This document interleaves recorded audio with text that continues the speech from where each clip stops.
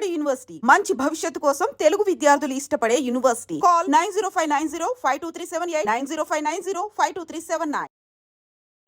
అందరికీ నమస్కారం. నేను స్వరూప పుట్లపల్లి. Welcome to I Dream. తెలుగు రాష్ట్రాలను బర్డ్ ఫ్లూ భయం వెంటాడుతోంది. ప్రస్తుతం నాతో పాటు జనరల్ ఫిజిషియన్ డాక్టర్ రామకృష్ణ గారు ఉన్నారు.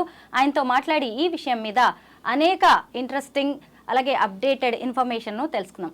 నమస్తే డాక్టర్ గారు. మనం చూస్తూనే ఉన్నాం కదా, బర్డ్ ఫ్లూకి సంబంధించి అనేక రకాలైన వార్తలు బయటకు వస్తూ ఉన్నాయి. అసలు ఇప్పుడు ప్రస్తుతం ఉన్న పరిస్థితుల్లో చికెన్ తినొచ్చు అంటారా? అసలు బర్డ్ ఫ్లూ రావడానికి చికెన్ తినడానికి అసలు సంబంధమే ఉండదు. అసలు మనం మెల్లమెల్లగా డీటెయిల్గా మాట్లాడుకుంటాం. మొట్టమొదట బర్డ్ ఫ్లూ అంటే ఏంటంటే ఒక వైరస్, అంటే ఇన్ఫ్లుయెంజా జాతికి చెందిన వైరస్. అందులో చాలా రకాలు ఉంటాయి. బర్డ్ ఫ్లూ అంటే ఏవియన్ ఫ్లూ, అంటే పక్షుల్లోకి ఎక్కువగా వచ్చే జాతి, అదొక సబ్ కేటగిరీ. ఇన్ఫ్లుయెంజా వైరస్లో ఒక సబ్ కేటగిరీ. అలాగే మనుషులకు వచ్చేది ఒక రకం ఉంటుంది, అలాగే పందులకు వచ్చేది ఇంకొకటి ఉంటుంది. దాన్ని స్వైన్ ఫ్లూ అంటాం. సో బర్డ్ ఫ్లూకి వచ్చే వైరస్, బర్డ్స్కి వచ్చే వైరస్ ఎక్కువగా బర్డ్స్కి వస్తూ ఉంటుంది. చాలా అరుదుగా మనుషులకు వస్తూ ఉంటుంది. రెండు, పందులకు వచ్చేది ఎక్కువ పందులకు వస్తూ ఉంటుంది.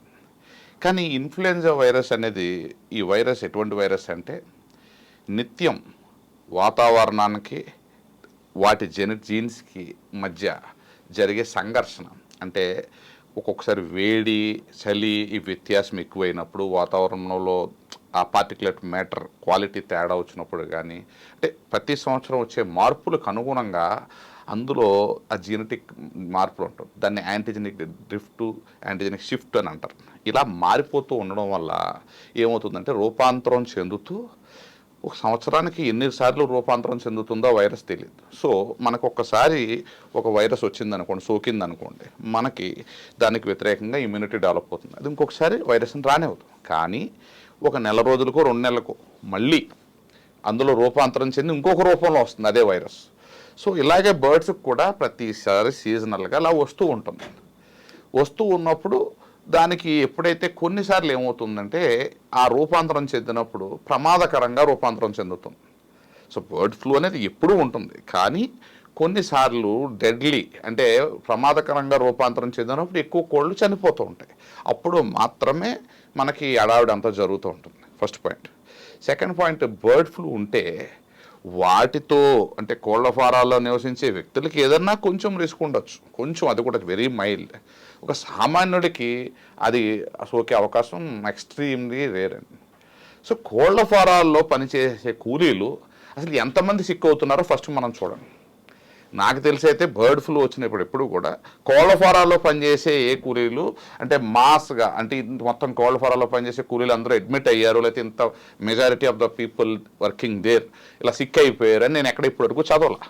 సో దీన్ని బట్టి మనకి ఏమర్థం అవుతుంది? అసలు బర్డ్ ఫ్లూ మనుషులకి ప్రమాదం కాదనేది అయితే మనకు తెలుస్తుంది. సెకండ్ పాయింట్, ఓకే ఆ వైరస్ బర్డ్లో ఉందనుకుందాం, అది అక్కడి నుంచి కోళ్ల ఫారం నుంచి ట్రావెల్ చేసుకుంటూ వచ్చేటప్పుడు మధ్యలో పోనవచ్చు. చికెన్ షాప్లో కోడిని చంపేసిన తర్వాత పూర్తిగా పోవచ్చు.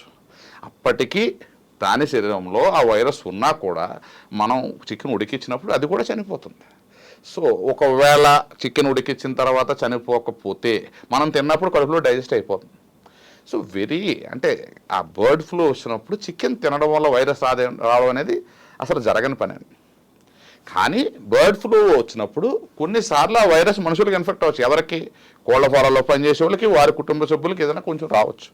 లేదు ఏదైనా వ్యాన్ వెళ్తున్నప్పుడు ఆ గాలికి ఏదైనా వైరస్ వచ్చి మనకు రావచ్చు. కానీ ఇప్పటివరకు జరిగిన రిపోర్ట్స్లో, మనకి రీసెర్చ్లో ఎప్పుడు కూడా ప్రమాదకరంగా వచ్చిన అవకాశాలు ఏమీ కనిపించలేదు. ఇది ఫ్లూ వైరస్ వరకు చూసుకుంటే, బర్డ్ ఫ్లూ ఎస్పెషల్లీ.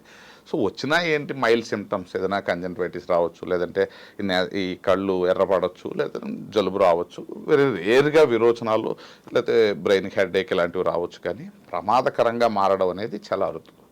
రెండవది ఏంటంటే ఈ ఫ్లూ వైరస్, అంటే ఇది స్వైన్ ఫ్లూ కావచ్చు, బర్డ్ ఫ్లూ కావచ్చు, ఏదైనా, అంటే నేను చూసిన దాన్ని బట్టి చూస్తే గత 20-25 సంవత్సరాల్లో నాకు ఊహ తెలిసి ఇదంతా చూసిన దాన్ని బట్టి దాదాపుగా 7 నుంచి 10 సంవత్సరాలకు ఒక్కసారి మాత్రమే ప్రమాదకర రూపంలో వస్తుంది.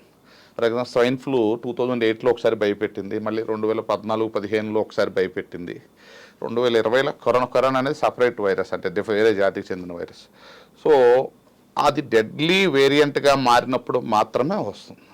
అప్పుడు మాత్రం కొంచెం అంటే మనం దాన్ని తప్పించుకోవడం చాలా కష్టమైన పని. కానీ అట్లీస్ట్ హై రిస్క్ పీపుల్ కొంచెం దూరంగా, అంటే కోళ్ళ ఫారాల దూరంగా, ఇది కోళ్ళు ట్రావెల్ చేస్తుంటే ఆ వెహికల్స్కి దూరంగా ఉండడం మంచిది. అంతే తప్ప బర్డ్ ఫ్లూ వచ్చినప్పుడు చికెనే తినకూడదు అనేది పూర్తిగా ఇది. దీనివల్ల పాపం కోట్లలో నష్టపోతున్నారు కోళ్ళ ఫారాల యజమానులు. ఇది చాలా మంచి పరిణామం కాదు. అయితే ఎలాంటి డౌట్ లేకుండా చికెన్, ఎగ్స్ తినేసేయొచ్చు అంటారు. చాలా మంచిది. అసలు ఫ్లూ వైరస్ రాని మనిషి ఎక్కువగా protein diet like chicken, egg తీసుకుని ఎక్సర్సైజ్ చేస్తే ఆ ఫ్లూ నిజంగా వచ్చినప్పుడు దాన్ని తట్టుకునే శక్తి ఉంటుంది. కానీ ఒక్కసారి ఫ్లూ వచ్చి మనం సిక్ అయిన తర్వాత, జ్వరం అయిన వచ్చిన తర్వాత మాత్రం చికెన్, ఎగ్ తినకూడదు. ఎందుకంటే ఈ హై ప్రోటీన్ డైట్ తీసుకున్నప్పుడు ఏమవుతుందంటే ఈ అరగడానికి ఎక్కువ సమయం తీసుకుని ఎక్కువ శరీరానికి కష్టపడి దానివల్ల ఏమవుతుందంటే బాడీ ఇంకా అలసటకి లోని మనం ఇంకా సిక్కే అవకాశం ఉంటుంది. సో ఇన్ఫెక్షన్ ఆల్రెడీ వచ్చిన వాళ్ళు అయితే తినకూడదు, రాని వాళ్ళు నిస్సంకోచంగా తినొచ్చు. మీలాంటి సీనియర్ డాక్టర్స్ ఇంత సింపుల్గా చెప్పేస్తున్నారు బర్డ్ ఫ్లూ వల్ల ఏం కాదు, చికెన్ తినేయొచ్చని.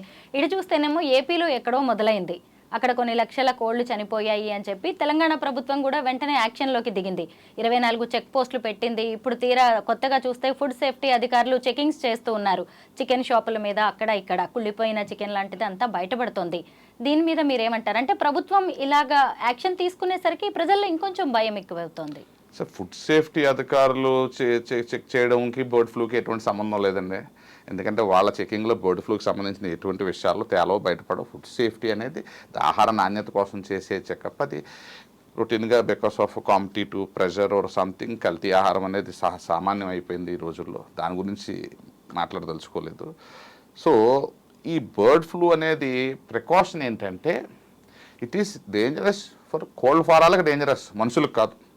సో ఇప్పుడు ఆంధ్ర నుంచి తెలంగాణకి కోళ్ళని రానివ్వడం వల్ల ఆ ఫ్లూ వైరస్ ఇక్కడ కోళ్ళకు వస్తుందేమో భయంతో మేబీ ఆపుండొచ్చు. కానీ మనుషులకు రాకూడదన్న ఉద్దేశంతో ఆ కోళ్ళని ఆపడం వల్ల అయితే ఎటువంటి ఉపయోగం ఉండదు. ఎందుకంటే బర్డ్ ఫ్లూ నిజంగా వస్తే ఈ పాటి కోళ్ళ ఫారాల్లో పనిచేసే కూలీలు చాలామంది చనిపోయి ఉండడమో లేకపోతే సిక్ అయి ఉండడమో జరగాలి. అటువంటి రిపోర్ట్స్ అయితే ఎక్కడ లేవు. సో బర్డ్ ఫ్లూ ఉన్నప్పుడు అన్ని వందల వేల కోళ్లలో పనిచేసే మనుషులకే రానప్పుడు ఎక్కడ బయట ఉండే మనిషికి ఎందుకు వస్తుంది? సో అన్డౌటెడ్లీ ఇది కష్టం, చాలా రావడం అనేది కష్టం. ఒకవేళ వచ్చినా తీవ్రంగా ఉండడం అనేది కష్టం. అది జరిగేది ఎప్పుడు అంటే 7 to 10 years ఒక్కసారి మాత్రం డెడ్లీ వేరియంట్ వస్తుందండి. అది వచ్చినప్పుడు మాత్రం అది రాకుండా ఉండడానికి నేనేం చేయలేం, ఎవరు ఏం చేయలేరు. ఎందుకంటే ఆ వేరియంట్ పుట్టడం అనేది వాతావరణానికి వైరస్కి మధ్య జరిగే సంఘర్షణ. ఆ సంఘర్షణలో కొత్తవి పుడతాయి. అది ఎప్పుడు పుడుతుంది ఎప్పుడు పుట్టలేదని నేను చెప్పలేను. జస్ట్ లైక్ కరోనా వైరస్ పుట్టినట్టు ఎక్కడో చైనాలో ల్యాబ్లో పుట్టిందన్నారు. వాస్తవంగా అది ఎలా పుట్టిందన్నది తెలియదు. కానీ అది పుట్టిందైతే వాతావరణానికి వైరస్కి మధ్య జరిగిన సంఘర్షణ డెడ్లీ వేరియంట్ వచ్చింది. అయితే పౌల్ట్రీ రైతులు, అక్కడ పనిచేసే వాళ్ళు ఎలాంటి జాగ్రత్తలు తీసుకోవాలంటారు? సో జాగ్రత్తలు అంటే ఎప్పుడు కూడా ఏదైనా వైరస్ వచ్చినప్పుడు ఎక్కువ హై వైరల్ లోడ్ ఉన్నప్పుడు దాని నుంచి తప్పించుకోవడం అనేది జరగని పని. ఫ్లూ వైరస్ అనేది కూడా ఎలాంటి వైరస్ అంటే మైక్రోస్కోప్లో కూడా కనిపించినంత చిన్న పదార్థం వైరస్. సో దాన్ని ఫిజికల్గా ఆపితే అది ఆగిపోతుంది, రాదు అనే నోషన్ అయితే తప్పు. కానీ ఏంటంటే కోళ్ళ ఫారాల్లో పనిచేసేవాళ్ళు మేబీ ఆ వైరల్ లోడ్ తగ్గడానికి కొంచెం ఈ ఫిజికల్ ప్రొటెక్షన్ తీసుకుంటే ఇన్ఫెక్షన్ రాకుండా అయితే ఆగదు, కానీ అట్లీస్ట్ లోడ్ తగ్గుతుంది. బట్ వచ్చిన అంత డేంజరస్ కాదు. ఎస్పెషల్లీ ఈ డైలీ వేజ్ లేబరర్స్, వర్కర్స్కి అయితే అంత ప్రమాదకరంగా ఉండే అవకాశం అసలు ఉండదు. ఎందుకు అంటే దేర్ బాడీస్ అంటే మజిల్ క్వాలిటీ ఎవరికైతే బాగుంటుందో, ఫ్యాట్ తక్కువ ఉంటుంది, అంటే ఊబకాయం ఎవరికైతే తక్కువ ఉంటుందో వాళ్ళ బరువు తక్కువ ఉండొచ్చు. బట్ తక్కువ బరువు ఉన్నా కూడా మజిల్ బాగుండి కొవ్వు తక్కువ ఉండాలి.